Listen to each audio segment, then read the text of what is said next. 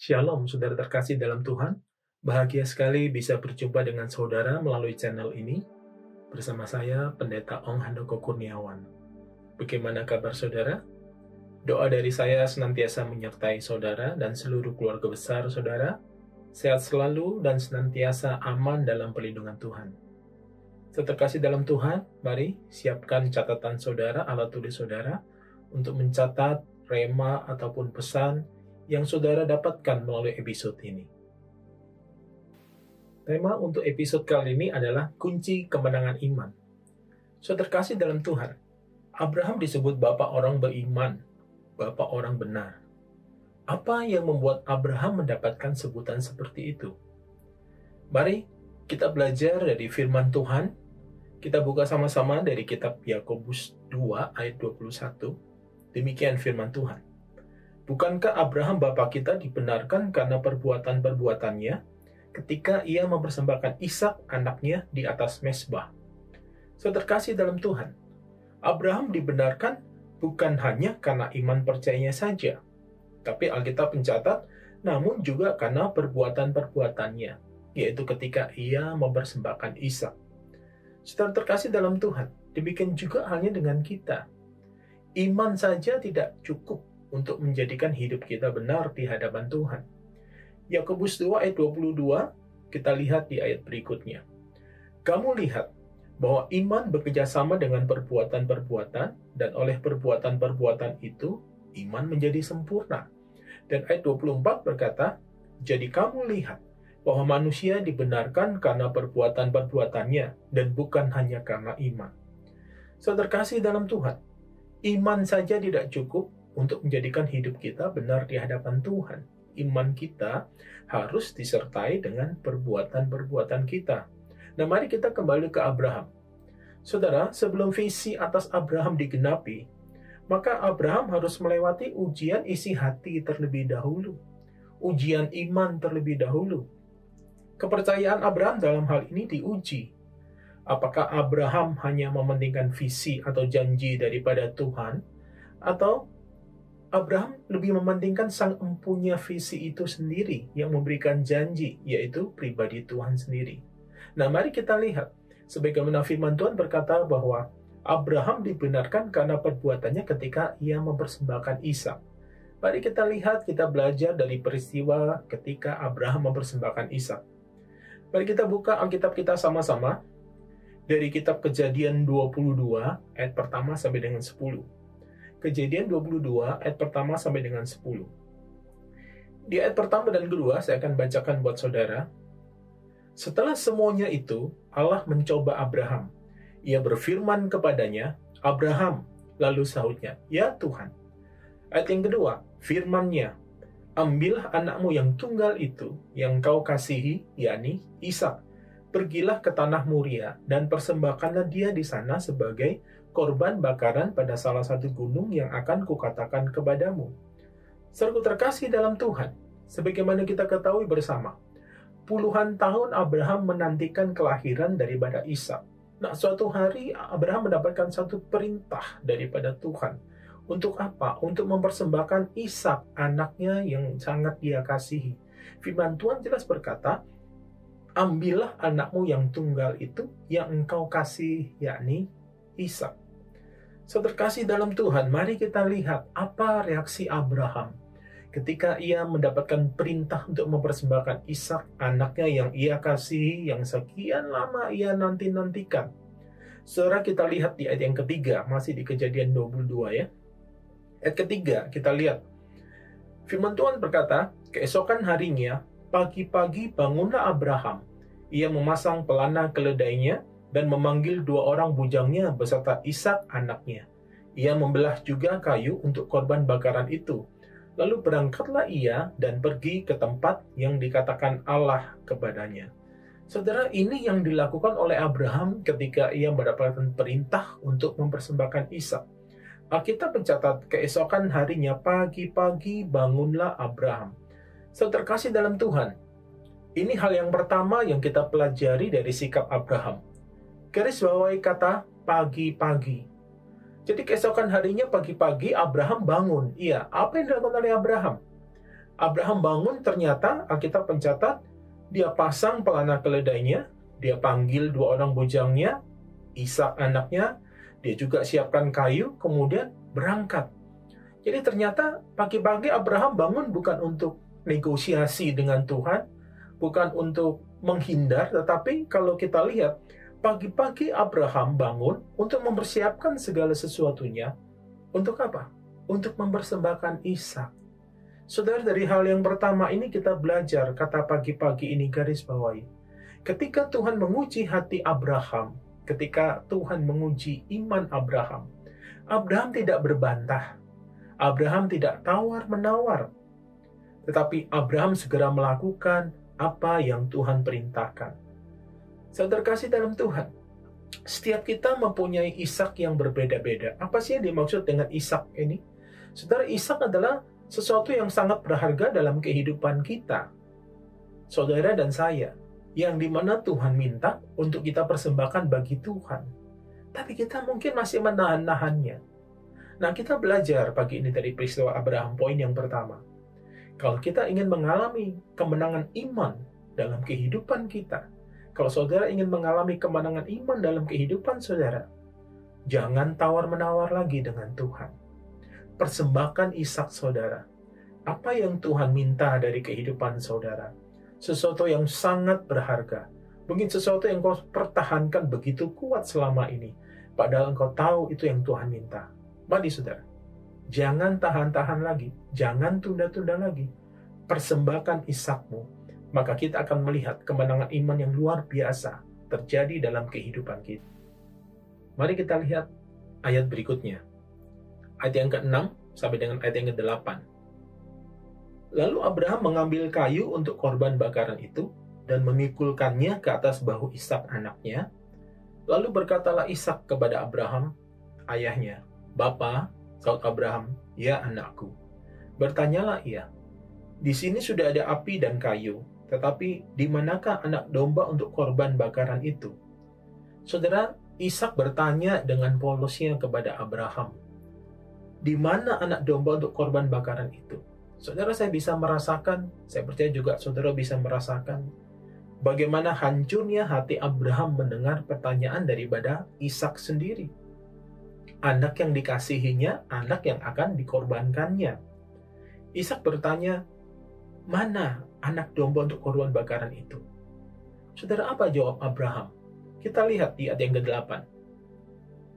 Saut Abraham, Allah yang akan menyediakan anak domba untuk korban bakaran baginya anakku. Demikianlah keduanya berjalan bersama-sama. Terkasih dalam Tuhan, kita belajar dari jawaban Abraham kepada Ishak ketika Ishak bertanya, di mana anak domba untuk korban bakaran itu? Di sini kita melihat bagaimana Abraham berusaha sedemikian rupa untuk meyakinkan iman percayanya bahwa Tuhan yang akan memberikan jawaban atas semua pergumulan-pergumulannya. Yang pertama kita bisa lihat dari jawaban Abraham kepada kedua bujangnya. Ketika Abraham berkata, kami kembali kepadamu. Dan yang kedua, ketika Abraham berkata kepada Ishak sendiri anak yang akan dikorbankannya. Ketika Abraham berkata, Allah yang akan menyediakan anak domba untuk korban bakaran. Saudara kasih dalam Tuhan, hal yang kedua kita belajar dari Abraham. Kalau tadi yang pertama, Abraham tidak tawar-menawar. Yang kedua kita belajar dari Abraham, Abraham tetap teguh dan percaya. 3 hari dia berjalan, dia tetap teguh dan percaya bahwa Tuhan akan menyediakan solusi dan jalan keluar bagi masalah dan pergumulannya. Bagaimana cara Abraham membangun iman percaya supaya ia bisa tetap teguh dan percaya? Karena bukan hal yang mudah. Dia harus menempuh perjalanan sekian lama berhari-hari beserta dengan Ishak hanya untuk mempersembahkan Ishak. Dari 2 jawaban Abraham, yang pertama kepada kedua bujangnya dan yang kedua kepada Ishak. Di situ kita bisa melihat Abraham memperkatakan perkataan-perkataan imannya. Kami kembali kepadamu. Dan dia berkata, Allah yang akan menyediakan anak domba untuk korban bakaran itu. Terkasih dalam Tuhan, setelah Abraham memperkatakan kata-kata imannya, bahwa Allah yang akan menyediakan anak domba untuk korban bakaran itu, apa yang terjadi, saudara? Mari kita teruskan, kita baca ayat selanjutnya. Ayat yang ke-9. Sampailah mereka ke tempat yang dikatakan Allah kepadanya. Lalu Abraham mendirikan mezbah di situ, disusunnyalah kayu, diikatnya Ishak anaknya itu, dan diletakkannya di mezbah itu di atas kayu api. Ayat yang ke-10. Sesudah itu Abraham mengulurkan tangannya, lalu mengambil pisau untuk menyembelih anaknya. Saudara, sampai di ayat 10 yang kita baca ini, di mana kalau kita lihat ayat 10 ini, Abraham sudah dalam posisi siap untuk menyembelih Ishak, untuk mempersembahkan Ishak. Tapi sampai di ayat yang 10 kita baca ini, kita belum melihat penggenapan daripada iman percaya Abraham ketika dia berkata kepada kedua bujangnya, kami kembali kepadamu. Dan ketika Abraham berkata kepada Ishak sendiri, Allah yang akan menyediakan anak domba untuk korban bakaran itu. Sampai di ayat 10 kita lihat sepertinya tidak ada campur tangan Tuhan. Sepertinya Ishak udah pasti akan mati ini dikorbankan. Mari kita lihat ayat selanjutnya, saudara. Ayat yang ke-11. Tetapi berserulah malaikat Tuhan dari langit kepadanya. Abraham, Abraham, sautnya, ya Tuhan. Lalu ia berfirman, jangan bunuh anak itu dan jangan kau apa-apakan dia. Sebab telah kutahui sekarang bahwa engkau takut akan Allah dan engkau tidak segan-segan untuk menyerahkan anakmu yang tunggal kepadaku. Saudara terkasih dalam Tuhan, ketika Abraham sudah siap untuk menyembelih Ishak, ketika Abraham sudah siap untuk mengorbankan Ishak, di situ Alkitab mencatat malaikat Tuhan berseru dari langit seakan-akan menahan tangan Abraham yang sudah siap digerakkan untuk menyembelih Ishak. Malaikat Tuhan berseru dari langit sehingga tangan Abraham tertahan sedemikian rupa. Dan ia mendengar perintah, jangan bunuh anak itu dan jangan kau apa-apakan dia. Saudara perhatikan, sampai ayat 12 ini, baru di sini kita melihat campur tangan Tuhan yang luar biasa. Apa yang terjadi, saudara? Setelah Tuhan berfirman, jangan bunuh anak itu dan jangan kau apa-apakan dia. Mari kita lihat di ayat yang ke-13. Lalu Abraham menoleh dan melihat seekor domba jantan di belakangnya, yang tanduknya tersangkut dalam belukar. Abraham mengambil domba itu, lalu mengorbankannya sebagai korban bakaran pengganti anaknya. Saudara terkasih dalam Tuhan, ketaatan Abraham berbuah hal yang manis. Ketaatan Abraham terbukti, dan Tuhan ambil alih pergumulan Abraham. Alkitab mencatat di ayat ke-13, Abraham menoleh dan melihat seekor domba jantan di belakangnya. Persis seperti apa yang diperkatakan oleh Abraham kepada Ishak, bahwa Allah yang akan menyediakan domba untuk korban bakaran itu. Saudara terkasih dalam Tuhan, ada 3 hal yang kita bisa pelajari dari peristiwa Abraham mempersembahkan Ishak ini, sehingga akhirnya Abraham mengalami kemenangan iman dalam kehidupannya.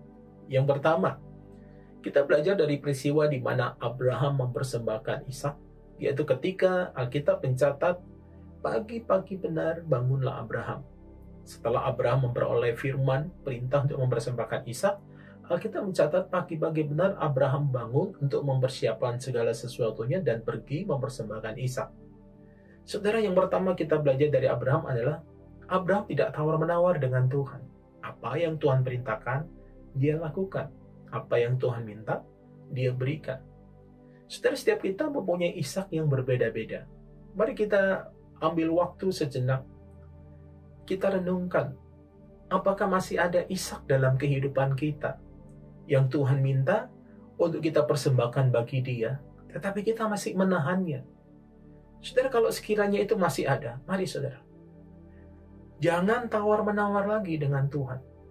Persembahkan Ishak saudara. Mungkin Tuhan meminta waktu-waktu saudara untuk bisa lebih lagi bersekutu dengan Tuhan. Mungkin Tuhan meminta engkau lebih sungguh-sungguh lagi mengikuti Tuhan. Atau mungkin ada hal-hal yang lain yang selama ini engkau pegang begitu erat padahal engkau sudah tahu Tuhan memintanya, tapi masih engkau pertahankan. Saudara, jangan pernah ragu. Beri apa yang Tuhan minta. Dan kita akan mengalami kemenangan iman dalam kehidupan kita. Hal yang kedua, kita belajar dari Abraham. Ketika 3 hari dia berjalan menuju ke satu tempat bersama dengan rombongannya, bujang dan anaknya. Ketika Abraham berkata kepada bujangnya, "Kami akan kembali kepadamu." Ini maksud dengan kami adalah dirinya sendiri dan Ishak. Dan ketika Abraham berkata kepada Ishak, Allah yang akan menyediakan anak domba untuk korban bakaran itu. Saudara, Abraham membangun imannya sedemikian rupa. Dia tetap teguh dan percaya. Ini hal yang kedua yang kita pelajari. Kalau kita ingin mengalami kemenangan iman dalam kehidupan kita, maka kita harus tetap teguh dan percaya. Bagaimana caranya supaya kita tetap teguh dan percaya?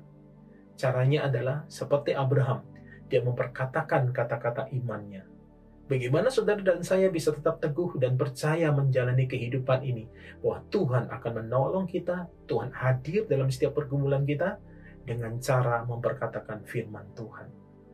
Saudara, dengan memperkatakan firman Tuhan, maka secara tidak langsung kita sedang membangun iman kita. Kita sedang membuat iman kita semakin teguh dan percaya di tengah-tengah kegoncangan, badai sehebat apapun, goncangan sekeras apapun, tidak membuat kita goyah. Kita tetap teguh dan percaya. Seperti Abraham, dia tetap teguh dan percaya bahwa Tuhan hadir dalam setiap pergumulannya. Ini hal yang ketiga yang kita bisa pelajari dari Abraham. Sebagaimana Abraham, ketika ia sudah sampai pada titik kritis pergumulannya, ia tetap mengasihi Tuhan. Ia tetap taat. Walaupun ketika pisau itu sudah menempel di leher Ishak, Abraham belum melihat anak domba sebagai pengganti Ishak seperti apa yang diperkatakannya dengan iman percayanya. Namun Abraham tetap taat. Abraham tidak berpaling dari Tuhan. Saudara kasih dalam Tuhan, mari kita belajar seperti Abraham. Sampai titik kritis pergumulan kita, kita tetap mengasihi Tuhan dan kita tidak berpaling dari Tuhan. Saudara, ini 3 hal kunci bagaimana kita mengalami kemenangan iman dalam kehidupan kita. Kita belajar dari Bapak Abraham. Yang pertama, tidak tawar-menawar dengan Tuhan. Apa yang menjadi Ishak saudara? Apa yang diminta oleh Tuhan dalam kehidupan saudara? Jangan tawar-menawar lagi. Cepat persembahkan dan serahkan bagi Tuhan. Dan yang kedua, tetap teguh dan percaya. Dalam situasi seberat apapun, dalam kondisi seberat apapun, dalam pergumulan sehebat apapun, tetaplah teguh dan percaya. Bangun iman percayamu. Baca, renungkan firman Tuhan itu siang dan malam. Hanya itulah sumber kekuatan kita. Ketika kita membaca firman, memperkatakan firman, sesungguhnya kita sedang memperkuat dan membangun iman kita supaya kita tetap teguh dan tidak goyah. Yang ketiga kita belajar dari Abraham. Ketika Abraham sudah sampai titik kritis dalam pergumulannya, ia tidak berpaling, ia tetap mengasihi Tuhan. Demikian juga hanya dengan kita. Sampai titik kritis pergumulan saudara, tetaplah mengasihi Tuhan. Jangan berpaling dari Tuhan. Seberat apapun pergumulan saudara, sebesar apapun masalah saudara, seburuk apapun nasib kehidupan yang sedang kau jalani hari-hari ini, tetaplah mengasihi Tuhan. Jangan berpaling dari Tuhan. Mari saudara, buka hati saudara, kita sama-sama berdoa. Bapa di surga, terima kasih Tuhan. Kami bersyukur kami boleh belajar dari Bapak Abraham. Bagaimana Abraham mengalami kemenangan iman dalam kehidupannya. Terima kasih Tuhan. Biarlah 3 hal ini juga boleh ada dalam kehidupan kami. Itu kami tidak tawar-menawar lagi dengan Tuhan. Apa yang Tuhan minta, apa yang menjadi Ishak dalam kehidupan kami yang Tuhan minta, kami persembahkan bagi hormat dan kemuliaan nama-Mu sebagai bukti ketaatan kami. Dan juga berikan kami kekuatan Tuhan, lewat setiap perkataan-perkataan iman, lewat setiap firman-firman yang kami perkatakan untuk semakin meneguhkan kami, menguatkan iman percaya kami hari-hari ini di tengah-tengah kesulitan kehidupan yang sedang kami jalani.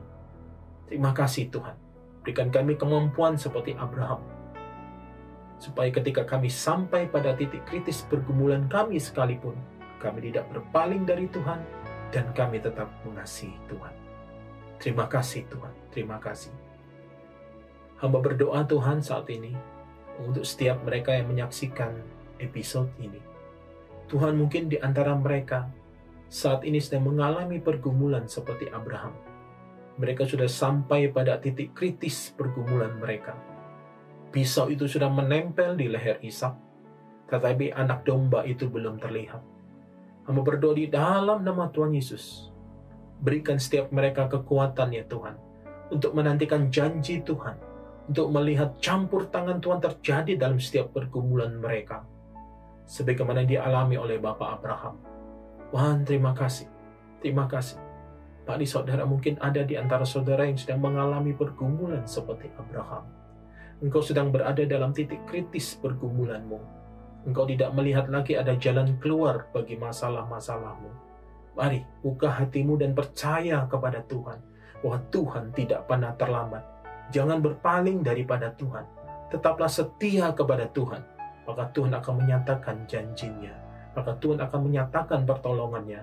Maka Tuhan akan campur tangan dalam pergumulanmu. Terima kasih Tuhan, terima kasih. Hamba serahkan setiap pergumulan mereka ke dalam tangan-Mu Tuhan. Engkau sendiri yang memberikan kekuatan. Terima kasih Tuhan, terima kasih. Ya, setiap kami yang menyaksikan episode ini, kami mengalami kemenangan iman di dalam kehidupan kami, hari lepas hari, sampai Maranatha, Tuhan datang menjemput kami. Terima kasih Tuhan, dalam nama Tuhan Yesus kami berdoa, kami bersyukur, dan kami diberkati melalui episode ini. Mari bersama-sama kita katakan, amin. Saudara terkasih dalam Tuhan, terima kasih untuk kebersamaannya dalam episode ini. Kiranya episode ini menjadi berkat buat kita semua, makin meneguhkan kita dan menguatkan kita. Saudara bisa tuliskan komen saudara apa yang saudara dapatkan melalui episode ini. Dan jangan lupa untuk subscribe supaya saudara bisa mendapatkan notifikasi untuk episode-episode selanjutnya. Like, dan juga saudara bisa bagikan kepada saudara-saudara dan teman-teman saudara. Sampai jumpa di episode selanjutnya. Tuhan Yesus memberkati. Shalom.